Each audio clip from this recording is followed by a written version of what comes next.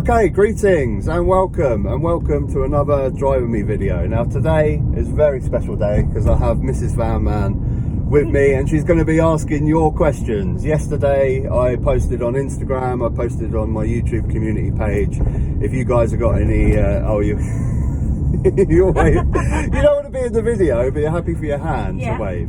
She doesn't want to be in the video because she's shy, but she's more than happy to ask your questions. So yeah, yesterday I thought it might be fun. I've just been to my mum's for Sunday lunch and I thought the drive back would be a good opportunity to answer any of your questions. So you've loaded me loads of questions. Thanks for the response. I got a good 20 questions from you guys on my comments yesterday, so we're going to go through them today. I don't know what the questions are. I haven't looked.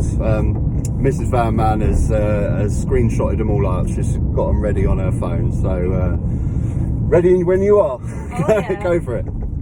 Okay, Manu asked, Brexit means Brexit, but what does that mean?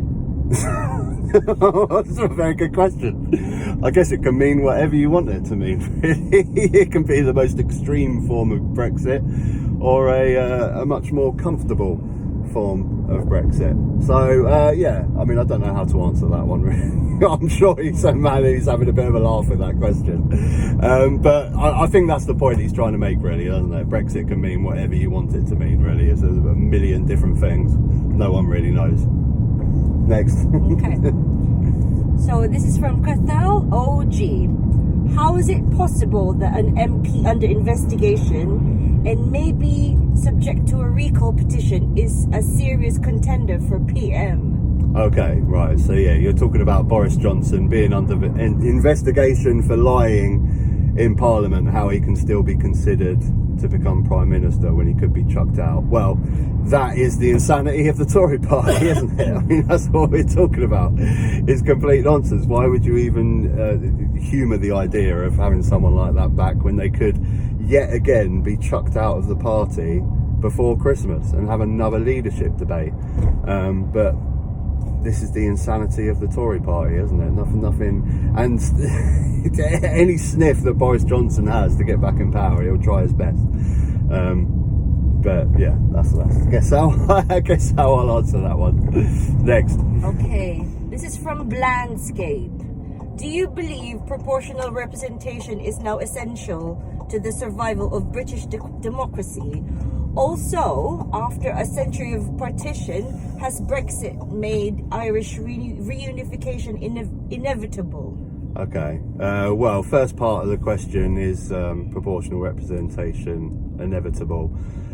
Yeah, I mean, I think the current state of the Tory party concludes that, really, and what we've had with the previous Labour Party, where the two main parties are just constantly fighting each wing of the party, and it never gets sorted out. And people are realising how ridiculous this voting system is.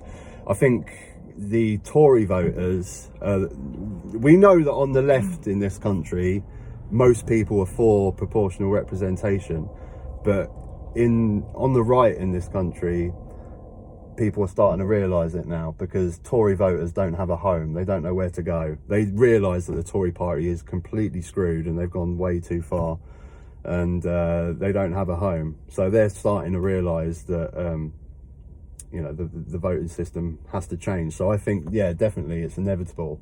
The left in this country have always wanted proportional representation, but I think the right in this country are starting to get on board with it now as well, because they all feel politically homeless. Second part of the question, Irish reunification. I'm always a little bit dubious about tackling this subject because I just don't feel I'm educated enough. I think a better question would be about Scotland, really, because that's looking near future. We got a vote in Scotland that's most likely going to be happening next year, and I think Scotland becoming independent is inevitable. I don't think we can stop that at all. Ireland, it looks that way, but like I say, I'm always a little bit scared of tackling this subject because I just don't feel educated enough on it to tackle it. But definitely Scotland. I mean, I just can't see how Scotland are not going to vote for independence next year. Yeah, that'll be my answer to that. Okay, this is from POV Music. If Boris does manage to win next week's leadership race, will will he still be there by Christmas?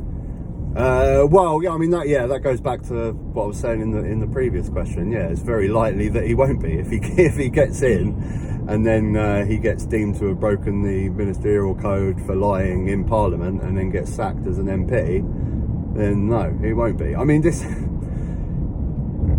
I'm sure there'll be more questions about the Tory leadership race at the moment, but I can't see how anyone with any sanity in the Tory party would be even contemplating a situation where Boris Johnson comes back, and a real serious possibility of having to get rid of yet another leader.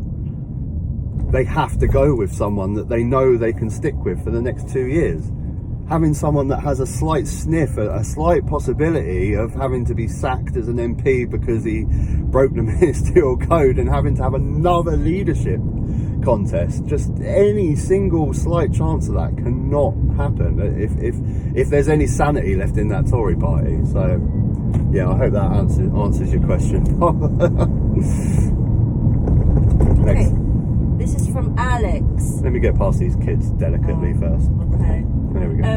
I think there's a bit of a autocorrect here, but I think I know what he meant. So Alex asks, should they let us run in the next PM elections on the basis of being better at financial politics than Liz Truss? Oh, the lettuce. Yeah, the lettuce. It's not an autocorrect. Is it not? What is it? You don't know about the lettuce? What is the lettuce? Oh, you know the Daily Star? Like the dirtiest rag newspaper in the country? Yeah.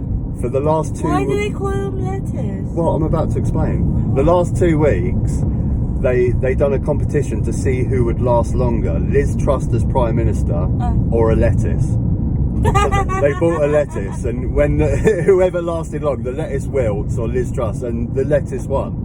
So that's what he's saying. So he's saying, so go back and include the lettuce. So he's saying, should the lettuce run? Should the lettuce run in the next PM elections on the basis of being better at financial politics than Liz Truss? Also, proven itself to outlast Liz, and as such has an achievement unlike most Tory MPs.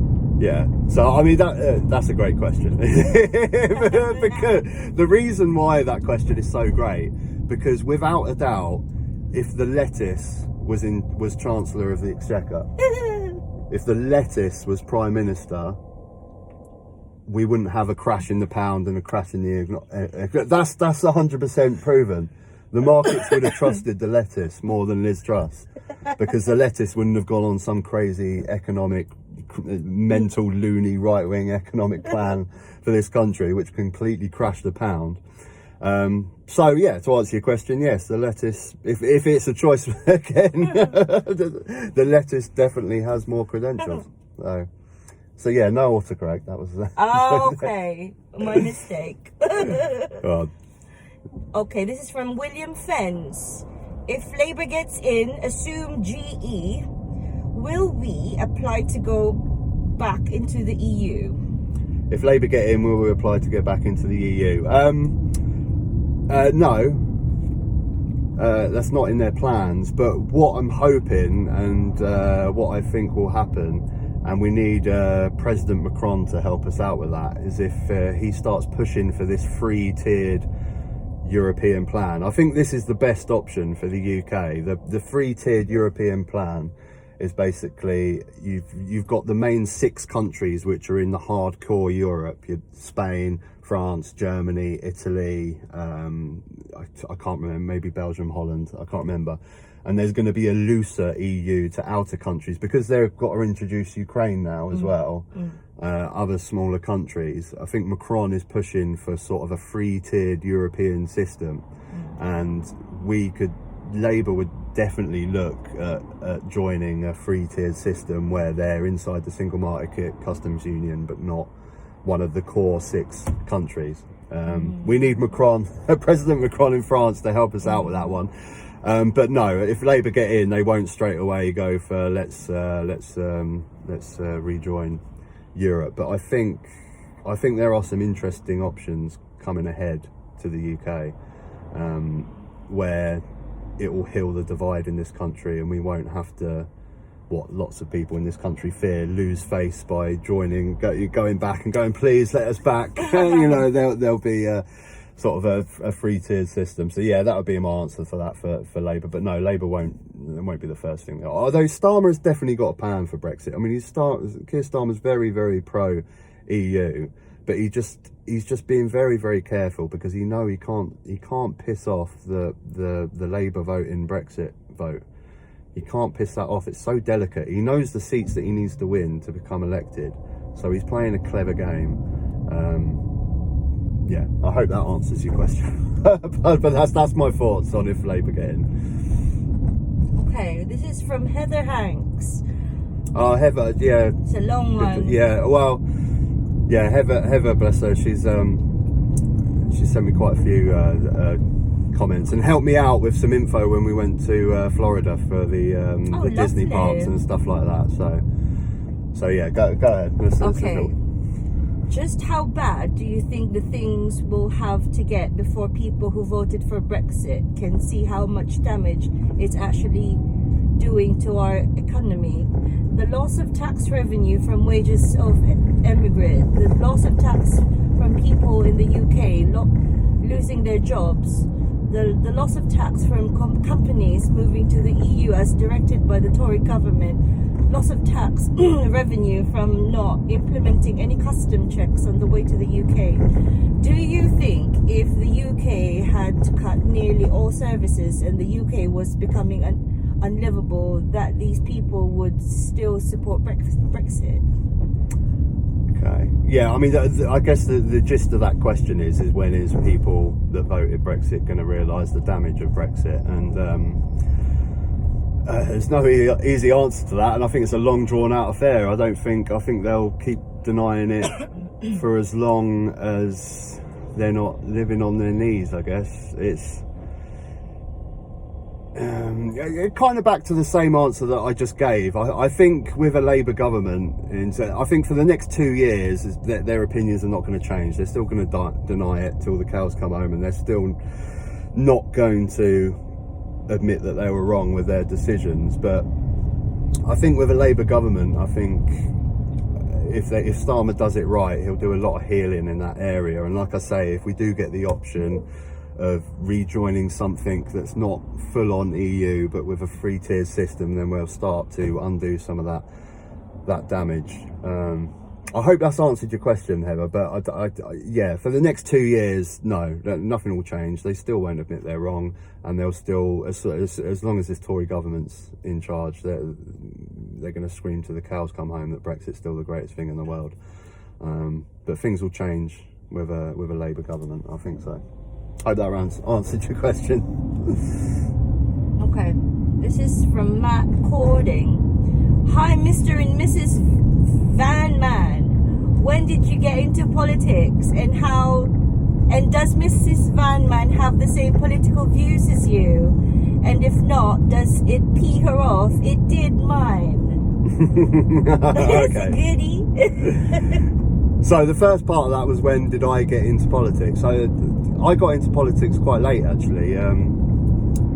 I always say, I don't know whether it was coincidence, but during a Labour government in the 90s and the noughties, I was not into politics at all. Apart from, like the Iraq War and that, I think everyone got tied up with that. But domestic politics, I was not interested in at all, because I think things just ticked over and things just got done. I only really started getting into politics when we got a Tory government in 2010 and austerity and the shit started going crazy, basically. But what actually initially got me into politics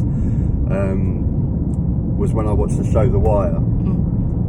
That really opened my eyes to government corruption. I mean, it's a program. If it's a show that you haven't seen, I implore anyone that's really interested in politics will really enjoy the show The Wire. And it's perceived as just a show about drug dealers and in America, but it's so much more than that. It's a show about a city, and it's a show about how the city has been destroyed by the drug culture, which has then fueled the political corruption and the way that the school system works. And it's an incredible show. That really sort of opened my eyes to government corruption, and then further with Tory governments and the shit show. And I kind of feel like now, like, you have to be into politics because it's just so mental. It's absolutely crazy. So the second part of that was, do we share the same political views? So I don't know, do you want to share your political views? I am Labour. I am pro-Labour, and you know, the fact that because the NHS, my mum was an NHS nurse, and that was the Labour Party's baby, and so I'm indebted. Well, you're to a them. nurse yourself. Yes. I will serve them until I'm what, 70. What, 70? So you're very pro-Labour because Yeah. Labour will always look after the NHS, Yeah. and Labour was in government that brought your family to this country, Yeah. right? Okay, in what year? 2002. So the immigration policy of that time. So 2000s, early 2000s, I think they opened it up for like the rest of the world. Yeah. But basically, our political alliances align. But what I do love is that you're not crazy into politics like I am. You have your opinions, and when it comes to voting, you're very strong about who you want to vote for. Yeah. But you're not crazy into politics like I am, which is what I love. Because I have my head filled with politics all the time, and I do my YouTube channel, I can come and talk to you of an evening and just disregard politics altogether and let that go, and we don't have to talk about it. So, yeah. Next. Lovely. So this is kind of similar from Roddy Christodoulou. Yes. Hi there. My question would be to ask if you both have similar views on politics, or are you two miles apart? I would also like Mrs. Vanman's views on the possibility of Boris getting back into number 10. Okay. So we kind of answered that in the last question, but do you want Boris back at number 10? Hell no! And what I was going to ask you, as someone that works for the NHS, what do you think of our new Chancellor, Jeremy Hunt? Oh, when he was what was his position? So he was before? Health Secretary before, He was wasn't Health Secretary before, and he didn't even do a good job then. And the number one thing that stayed with me was the bursaries. His face crops up, and ever since then, no. He's in my bad books. Yeah, that's done untold damage to the NHS, not training our own nurses, wasn't it? So we used to have nursing bursaries where we used to train nurses in this country, but now we just thieve nurses from other countries and bring them over and don't, because it's cheaper, right? Yeah. And at the time, I remember there was an outcry when they cut the nursing bursaries. In 10 years' time, this is going to cause a horrendous staff shortages in the NHS, and 10 years' time, horrendous staff shortages in the NHS. Here we are. Yes. So did you started working for the NHS in 2008, wasn't it? Yes. So just inside a Labour government. Yes. So you've seen the changes going. Oh yeah, I mean, I can totally say those were the good times. So there has been a massive difference during a Tory government in the NHS. Absolutely. Lots of cuts, lots of privatisations. Like if agency nurses, we used to hire a lot of agency nurses, it's not a problem, but now it's like, oh no, it's too expensive. Staff cuts, isn't it? It's too expensive. Yeah. So yeah, I hope that answers the question. Those last two were quite similar, weren't they? Yes, very similar. Okay. I just had to open the window there because it's getting a bit steamy, because there's two people talking in my bed. Usually it's just me, so I don't steam up the the windscreen that much. Okay, this is from Arnd Baggin. A talking point. Is England politically the new Italy, and will Boris become our new Berlusconi? Berlusconi, okay. Thank you, Arlen, for messaging. He always messages on the comments. Oh, lovely. I guess what he's implying is because Italy has like the biggest turnover of prime ministers in the whole of Europe, or probably in the whole world. I think there's some crazy stat that Italy have had like 20 prime ministers in 50 years or something, which is absolutely crazy. So I think that's what you're getting at, isn't it? Is England the new, is UK the new Italy with the high turnover of prime ministers? So yeah, I guess so. But the only difference is we've got high turnover of prime ministers because we're so incompetent. And in Italy, they have a high turnover because the proportional representation system that they have, they're all kind of bickering with each other. But yeah, it's interesting. It's an interesting stat about Italy, that actually. But yeah, I hope that's answered it, love. Okay, this is from DJ Burp. Hey. You seem more humble and even more humorous since starting. Would you say that's true? What, from the start of my videos, I guess. Yeah. I mean, I guess I just got used to making videos, really. I guess probably the early ones, if he's saying, I'm probably a lot more natural. The early videos that I done, I was still not used to doing videos and not used to talking to the camera, and I guess I've got a lot more confident in my political beliefs over time, the more that I've researched. And humorous, I definitely over the last sort of few months I've wanted to inject more humour in, because it's just so mental that you have to. It's so insane, politics at the moment. If you don't laugh about it, then you'll break down and cry. I'm sure you will. So yeah. Okay. This is from Jamie Ashton. Do you despair, as I do, how people in England vote Tory, knowing how worse how lives will be and continue to do so? Yeah, I despair, obviously. I know, I've still got the firm belief that unless you earn over £150,000 a year, you can't be voting Tory. if you earn less of that, it's mental. But I do also have sympathy for a lot of Tory voters, because they don't have a home and they are scared of voting Labour. And the proportion, the first past the post voting system that we have, they don't know what to do. They've got their reasons and their politics are their own. But it's hard to find a home in this voting system because we've only got the choice of two. So I can feel a bit of sympathy for him, but at the same time, yes, of course I despair. I despair every single time. I hate using the phrase, but a working class person votes for a Tory government, because they're just so obviously voting against their interests. But there's nothing wrong at the end of having. Because you can be a centrist, pro-European conservative, and there's a lot of them out there that are politically homeless now. I hope that's answered your question. I do despair, but I do understand in this voting system how a lot of people find themselves politically homeless when you've only got the choice of two. Yeah. Okay. This is from Vijender Patrick Nayan.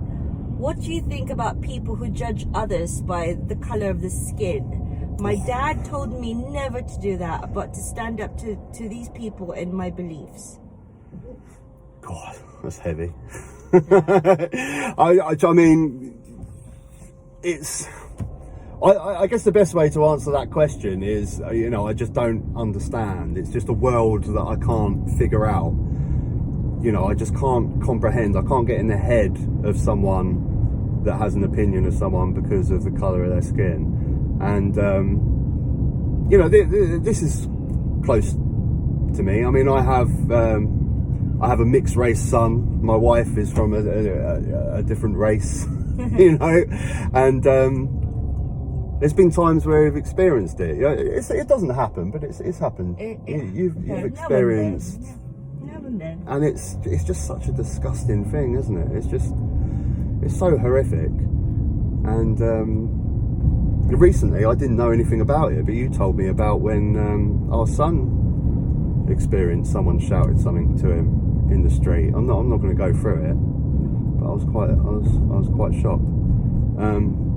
But yeah, I just don't understand. It's just so hard to get in that world and get in the head of someone that, you know, every single person I meet is judged on character, and that's what anyone and everyone can do. I just really wish we could just live in a world, maybe it'll happen in 300 years time, where we've all like gone the span of shagging each other, and we all just end up in this sort of like coffee coloured world where everyone's a similar Everyone's colour. brown. That would just be amazing, wouldn't it? It would just solve so many problems. But yeah, I hope that's answered your question. Okay, this is from James Lockridge. Why, against all the evidence to the contrary, do English people think Scotland can't survive and prosper outside the UK? Yeah, there's this sort of weird belief that England subsidise Scotland. I'm just going to open my window a bit because it's getting steamy on the window there.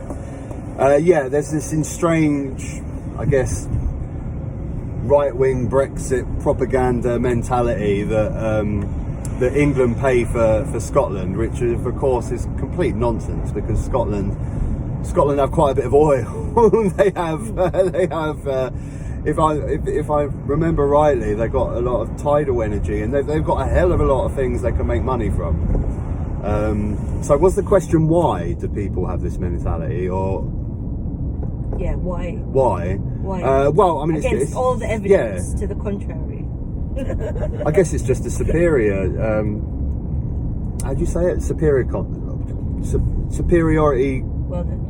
Complex. No, complex. Yeah, you know what I'm trying to say. They feel they're superior. But I would also inferiority complex. Yeah, but I would also like to add that I do strongly feel that is a minority of English people that think that way. I mean, take the whole slice of the left wing of politics in England. I think most people on the left in England you speak to about Scottish independence will completely understand why Scotland want to be independent. Every single year they get a Tory government they don't vote for. Every single referendum they get a Brexit they don't vote for. You know, no one in their right mind could question why Scotland would not want to become independent. But the question was, why are people ignoring facts that are saying that Scotland can't go alone? And superiority complex, I guess it has to be the only reason. It's the only thing I could come up with. Okay, this is from Dan Ellis Jones. As someone outside the UK, how bad is the cost of living crisis on the ground? Obviously, the poorest are being hit hard, but what about the middle income people? Are people who got by fine now struggling? Good question. I mean, it's still overwhelmingly the poor. I think the middle classes have still not really been that affected. I mean, it's the worst is still to come, I think. But at the moment, I think the middle classes are probably, you know, maybe not having as many takeaways that week, or maybe going out for dinner once a week instead of 3 times. You know, I don't think it's really affecting them that way. But the lower end of the scale is just unimaginable. I mean, here in Brighton, your homelessness has doubled. Your food bank usage has doubled. Last year I was doing the deliveries for the food bank, wasn't I? Yeah. And there was one day where they had their biggest day and they made 700 meals. So basically 700 people in the city of Brighton could not feed themselves that day. In a modern city, that's just insane. And that's just one food bank. There's plenty of food banks in Brighton. Yeah. There's even 2 in Whitehall. That was just one of 2 in East Brighton. Jesus. And they're dishing out 700 meals a day. But yeah, to answer your question, I still don't think the middle classes have had to make a few minor sacrifices, like I say, maybe changing their holiday destination slightly, but I don't think they're. But, you know, more still to come, isn't there? Have we got many more? Because we're nearly home. I don't want to... Hopefully we don't run out of time. 3 more pages. 3 more pages? Yeah. Oh, okay, I might have to start answering these a bit quicker then. Yeah. Because we're going to be home soon. But, mind you, there's another one from Landscape. Okay. Another one. Okay. Do you believe proportional representation is now essential to the survival of British democracy? Also, Oh, has he? Yeah, I think we had that question before. Oh, no. Okay, sorry. Have you read the wrong page? Yeah. Oh, okay. This is from Shawnee K. Who is your all-time favorite politician and who is your hero? Good question. I think I'm gonna have to say Ed Miliband. I've got a bit of a bromance for Ed Miliband. I love Ed Miliband, more so as he's an MP than when he was actually leader of the Labour Party. I mean, I really liked him when he was leader of the Labour Party, but I think he's the one in the Labour Party at the moment that I really feel really genuinely cares, but is actually quite intelligent at the same time. Like some of the other Labour MPs, like Angela Rayner, for instance, I know that she deep down really cares about people and she's probably a fantastic MP, but I don't know if she's actually super intelligent. I mean, we'll find that out if she gets into a Labour government. But Ed Miliband, I know. So yeah, I'd have to say Ed Miliband. Favourite hero is, I mean, I love my music, so it'd have to be a musician, maybe Michael Ackerfeld from Opeth, or Ricky Gervais is a big hero of mine. I love him. He cheered me up so many times when I was in dead end jobs, working night shifts, listening to his radio show with Stephen Merchant and Cole Pilkington. Hours and hours he gave me of joy in a dead end night shift job. So yeah. Let's go. We're nearly home, so we're gonna have to rattle through these quite quick. Okay. This is from DJ Optim. Do you have friendships with Brexiteers, and did friendships change during Brexit? Well, it depends what you class as Brexiteers, because I've got friends that voted for Brexit, but when you say Brexiteer, it's someone that's still very passionate about Brexit and was super passionate at the time. I don't have any friends that were super passionate. Well, actually, I mean, my dad and my stepmom were super passionate at the time. But friends, I got friends that voted Brexit. Did we fall out? No, because like the relationship that I just spoke about with my wife, those friends, we don't talk about politics. Yeah. My friends, for me, are kind of an escape from politics. Politics is quite a personal thing for me. And I do my YouTube channel and I'm engaged in it. But I like my separation from politics, so, you know, I don't talk about politics with my friends, really. Yeah, I hope that answers the question. Okay. There you go. So this is from Vertiku. Has the Ninja van been working as expected? Has there been any hiccups, pros and cons? Okay. Do you miss the sound of the V8? Vertigo, he calls my van Ninja Van because it's so quiet. Really? Yeah, he's commented quite a few, and he's been asking for another video on this, on like a review of the van, but I haven't got round to it. Unexpected. Yeah, there's pros and cons with this electric van. Overwhelmingly, the pros are still there. The fact that it costs me £1 a day to charge, it only costs me £200 a month to lease. The 80-mile range is still problems from time to time, but mainly I only do about 50 miles in a day. I mainly do my deliveries in Brighton. The amount of time it takes to charge was actually wrongly advertised by VW when I got the van. It actually takes quite a lot longer. It takes 4 hours to charge 40 miles. I can't get any compensation from VW for that. They're a massive corporation. I'm just a little man. I've tried, but it's not going to happen. But yeah, we're dangerously close to home now, so we're going to have to skip. Yeah. Did you say we've got another 3 pages of questions? Yeah. Okay, if we make it home, I might just have to finish these off. If I have them in my head, like tomorrow or something, and add them to the video. But yeah, carry on. There's another one from Heather Hanks.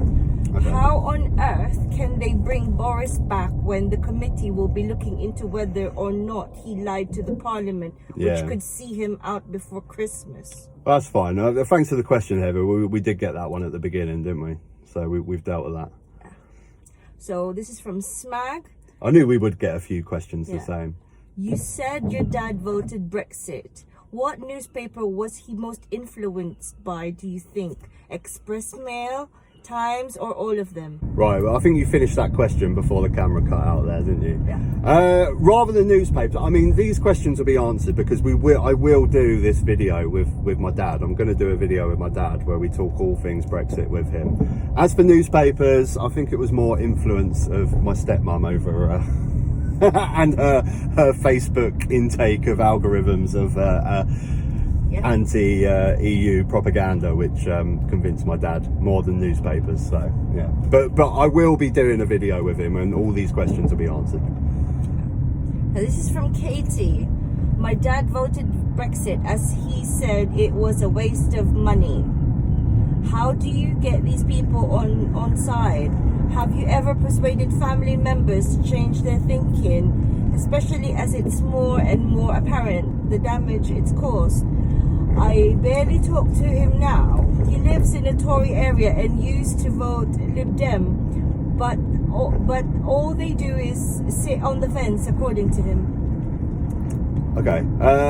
Have I convinced people? Yes, I have. I think I was definitely one that convinced my dad that he made a mistake. How do you convince people that they made a wrong? I mean, I think it's bit by bit, isn't it? Like, each argument gets dispersed over time. Like, the economic argument for Brexit is just impossible for anyone to make now. They used to make that argument. They used to make, we'll get all the great trade deals and it'll be fantastic. But they haven't got that anymore. So that one's gone. So they've just got immigration and stuff to cling on to. And once those are disbanded, it's just time. It'll take a lot of time. Okay. This is from Ornithin. I forgot to ask you last time we spoke. What is your take on Ed Davey? Oh, okay, Ed Davey's a Liberal Democrat leader. Yeah, fine. I mean, overall, I'm a bit disappointed with the Liberal Democrats, really, because I really thought after Brexit they would be the real driving force for a pro-EU party. And I think if you go on their website and briefly check it out, you'll see that they are, pro-EU, but they should be hammering it home, really, a bit more. Yeah, nothing against the guy. I'm sure he's fine, but yeah, I'd like to see a bit more from the Liberal Democrats. And we're home, so I guess I'll carry on these questions. Okay, I'm back. I've got to finish this off because I've only got 4 questions. So we're back. It's Monday morning. I now know that Boris Johnson's not running for PM, so all those questions before are null and void, as is the way politics works at the moment. You only have to wait half an hour and everything's changed.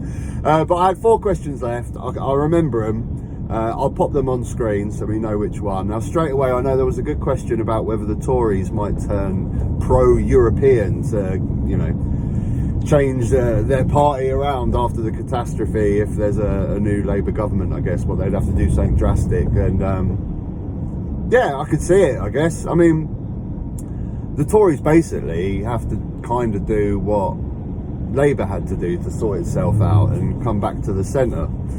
And generally, conservatism is pro-business, and if you're pro-business, you need to be pro-EU, really. That's what's so ridiculous about this whole charade of the Tories talking about growth. Oh, we need growth, we need growth. Yeah, customs union, single market. So it could be possible, it could be possible. I mean, they'll have to do something drastic if Labour get in the next election, because they are just completely dismayed as a party. There was an interesting question about an app I guess the question is, like, during an election, if you had an app updating people of the progress and they can see what's happening in their constituency, to be more pro PR voting system. I like the idea of this. Sounds really good. It would have to be an independent company that put it out there, but I think when people vote, they kind of just wait for the main result, don't they? They don't really think. A lot of people don't look at their local elections and see how insane first past the post voting system is. If there's 60,000 Tory votes and 50,000 Labour votes, those 50,000 votes are completely null and void. So I mean anything that's going to get that message across, but I think that's quite a good idea. Another comment was, am I still enjoying the videos? Now, I guess this comes back to the sort of videos that I put out after I had my month break, when I said I was getting a bit a bit run down with politics, and I was going to reduce the content slightly. Well, I am still enjoying the videos. Yeah, that's the part I enjoy. I enjoy making the videos. I definitely enjoy talking to you guys, and I've learned a hell of a lot from talking to you guys, and that's the bit that I enjoy. The only part that I don't enjoy is constantly having to have my head in politics to find a topic. I mean, once I find a topic I want to talk about, I'm enthusiastic, I'm enjoying doing it, talking about it and researching it and everything. But yeah, constantly having to have my head in politics, looking for the next video, that's the only part I don't enjoy, but everything else I still really enjoy. And I'm here, I'm going for a swim. It's Monday morning, I'm going for a swim, so I'm going to park up here. There was one more question that unfortunately I can't really answer. It was a question about Gary Lineker. He's gotten in trouble recently, hasn't he, from pushing his political views on Twitter, and the BBC like to be nice and impartial, but I think the problem is that the actual rules for BBC presenters is only for the news presenters to be impartial. Gary Lineker is a sports presenter, so it shouldn't occur to him. But unfortunately, I don't really know enough about the subject to answer that question. But yeah, thanks everyone that contributed and put comments in. I hope you enjoyed the video. It's a bit of a long one. I thought I'd be able to do it in the journey, but it took a little bit extra. But yeah, thanks for all your support as always, and I'll see you next time.